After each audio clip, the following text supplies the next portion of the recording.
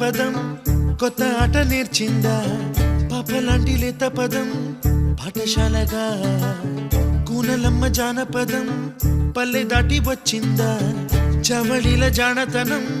పాట చూపగా కుంచెలో దాగే చిత్రాలు ఎదురొచ్చేలా